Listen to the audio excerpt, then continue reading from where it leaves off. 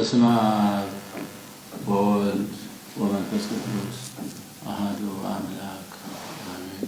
ከኢትዮጵያ ኦርቶዶክስ ተዋሕዶ ቤተክርስቲያን ቋሚ ሲኖዶስ የተሰጠ መግለጫ። በኦሮሚያ ብሔራዊ ክልላዊ መንግስት በምስራቅ አርሲ ዞን አስተዳደር በጉና በመርቲ በሸርካና በሆሎንቆ ዋቢ ወረዳዎች ውስጥ በሚገኙ የኢትዮጵያ ኦርቶዶክስ ተዋሕዶ ቤተክርስቲያን እምነት ተከታዮች ላይ ጥቅምት 14 ለ15 ቀን 2018 ዓመተ ምህረት በጉናና መርቲ ወረዳዎች 17 ክርስቲያኖች ጥቅምት 17 ለ18 ቀን 2018 ዓመተ ምህረት በሸርካ ወረዳ 3 ክርስቲያኖች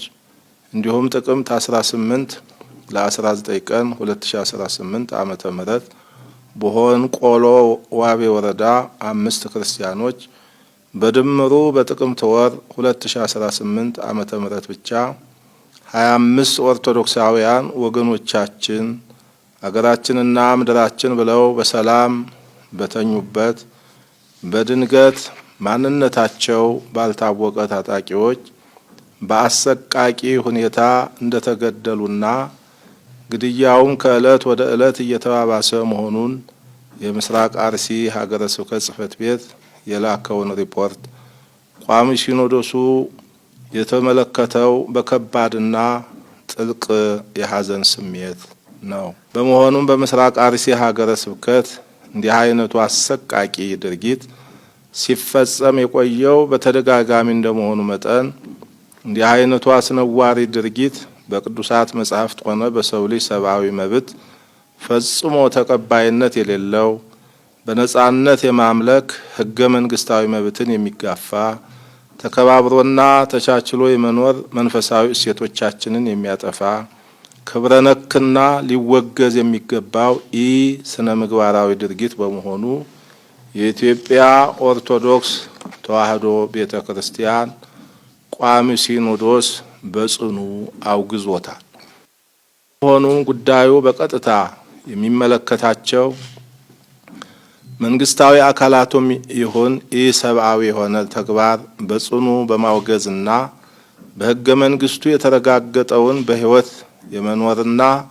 የእምነት ነጻነት መብትን እንዲያስከብሩልንና ይህን አስነዋሪ ድርጊት የፈጸሙትን ህገወጥ ግለሰቦች ለህግ በማቅረብ የህግ የበላይነትን ከማረጋገጥ በተጨማሪም በቀጣይ እንዲህ አይነቱ ህገወጥ ተግባር እንዳይደገም አስፈላጊውን የህግ ከለላ በመስጠት ኃላፊነታቸውን እንዲወጡ ቋሚ ሲኖዶስ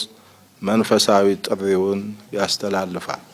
በመጨረሻም በደረሰው ጉዳት የተሰማንን ከፍተኛ ሐዘን በድጋሚ እየገለጽ ለሟች ቤተሰቦችና ለመላው ኢትዮጵያውያን መጽናናትን በመመኘት በግፍ ሕይወታቸውን ላጡት ወገኖቻችንም እግዚአብሔር አምላክ ዕረፍተ ነፍስን እንዲያድልልን ቅድስት ቤተክርስቲያን ትጸልያለች። የኢትዮጵያ ኦርቶዶክስ ተዋሕዶ ቤተክርስቲያን ቋሚ ሲኖዶስ ጥቅምት 20 ቀን 2018